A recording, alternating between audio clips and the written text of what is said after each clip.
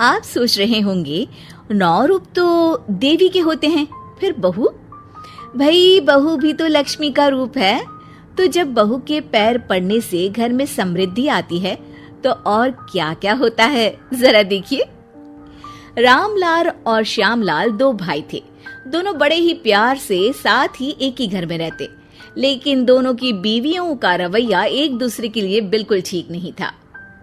एक दिन रामलाल की बीवी कहती है, अरे रमा, ये क्या कर दिया? सारा कचरा पूरे घर में फैला दिया। माफ करना दीदी, मैंने रखा तो एक ही जगह था, लेकिन हवा इतनी तेज चली कि उड़ गया। अभी उठा देती हूँ। हाँ हाँ जल्दी करो। और एक बात, अब भाई साहब से बोल देना कि 2 रसोई कर ले। पता तो है मेरा बेटा सोहन बड़ा हो गया है, अब लड़की वाले भी आने लगे हैं, तो उसकी शादी हो ही जाएगी इस साल। हाँ हाँ दीदी, मेरा बेटा विहान भी तो बड़ा हो गया है और उसकी भी तो शादी होनी है। ठीक कहती हैं आप। अब हम ऊपर वाले तल्ले पर शिफ्ट हो जाएंगे। मैं विहान के पापा से बात कर लेती हूँ। बात नहीं करना, शिफ्ट होना है, क्योंकि मैं अब साथ नहीं रह सकती। हाँ हाँ दीदी, ठीक है ना। फिर क्या हो जाते हैं एक घर के, एक परिवार के 2 टुकड़े और 2 रसोई, दोनों के बेटों की शादी। और फिर शुरू होती है कहानी। अरे मेरी बहू तो ढेर सारा दहेज लाई है। ये देखो, बड़ा टीवी, एसी, कार और गहने भी। दीदी ये तो बहुत अच्छा है, लेकिन है कहाँ आपकी बहू? अब वो सो रही है, थोड़ी रिजर्व टाइप की है ना, अपने ही कमरे में रहती है और ज्यादा बात भी नहीं करती। तभी रमा की बहू की आवाज आती है, माँ कहाँ है आप? जल्दी आइए, नाश्ता ठंडा हो रहा है और मुझे भी भूख लग रही है। आ रही हूँ बेटा, रुक। दीदी चलूं क्या? ये लड़की मेरे साथ ही बैठकर खाती है, वैसे भी भूख लगाई है। ये बोलकर वो चली जाती है। तभी श्यामा की बहू बाहर आती है और बाहर की ओर जाने लगती है। अरे बहू, कहीं जा रही हो क्या? क्या है माँ जी, बिना बात के ठोका मत करो। जा रही हूँ मैं। वैसे भी मेरे पापा ने कार घर में रखने को तो नहीं दी है ना। अरे नहीं नहीं बेटा, बिल्कुल बिल्कुल, घूमो घूमो। मैं तो कहती हूँ मुझे भी साथ लेकर जाया करो, साथ ही घुमा करेंगे। अरे नहीं नहीं, मैं आपके साथ बिल्कुल भी कंफर्टेबल नहीं हूँ। वैसे भी मैं शॉपिंग में जा रही हूँ, कहाँ आपको टांगती फिरूंगी। ये बोलकर श्यामा की बहू निकल जाती है। तभी उसके कान में ऊपर वाले तल्ले से हंसने की आवाज आती है। और ये कौन इतनी जोर जोर से हंस रहा है? ऊपर जाती है, जहां वो देखती है कि रमा और उसकी बहू साथ बैठकर बातें कर रही होती हैं। फिर तो मम्मी जी इतना मजा आया कि मैं क्या बताऊं। हाँ हाँ बहू, सुनने में ही हंसी नहीं रुक रही। तू तो वहां मौजूद थी। तभी दोनों की नजर श्यामा पर पड़ती है। अरे ताई जी आइए ना, आइए। वो उनके पैर छूती है और फिर चाय बनाकर लाती है।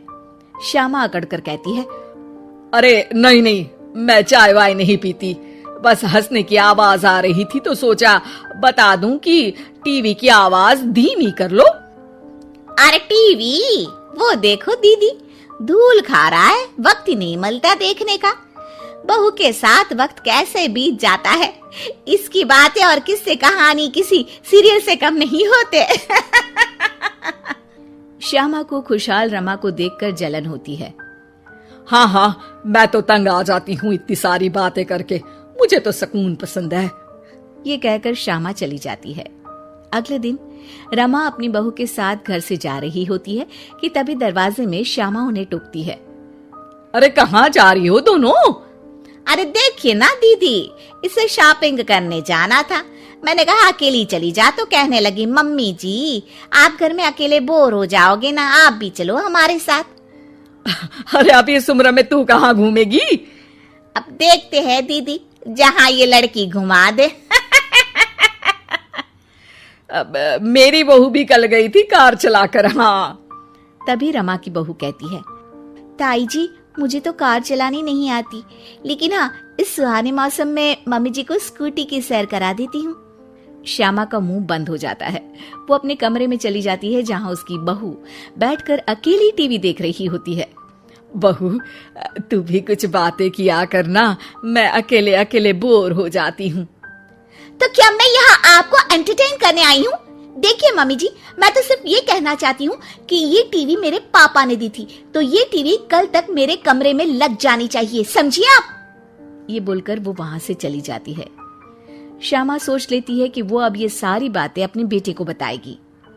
शाम को उसका बेटा जब घर आता है, अरे देख बेटा, तेरी बीवी सारा दिन अपने कमरे में रहती है, न बात करती है न चित। मैं बूढ़ी सारा दिन भूत की तरह अकेली घूमती रहती हूँ घर में। अरे माँ, मैं क्या बोलूं? मैंने कई बार उसे बोला कि सबके साथ उठा बैठा करो, हंसा बोला करो और मिलकर रहो, लेकिन वो कहती है कि उसका मन ही नहीं करता। अरे क्यों मन नहीं करता है? ऐसा क्या हो गया? माँ, तुझे याद है उसके पिता ने कार देने से मना कर दिया था।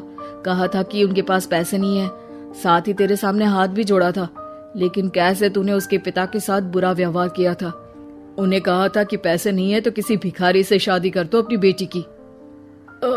हाँ बेटा, तभी तो आज दरवाजे पर इतनी लंबी कार खड़ी है। बस माँ, तो अब तू उस कार से ही बात कर और उससे मन लगा, क्योंकि पिता के आंखों का आंसू आपकी बहू के दिल तक उतर चुका है और आपकी इज्जत उसकी नजर में। अब श्यामा को समझ आता है कि कुछ निर्जीव चीजों से घर भरने से अच्छा है कि सजीव चीजों से जिंदगी भरी जाए।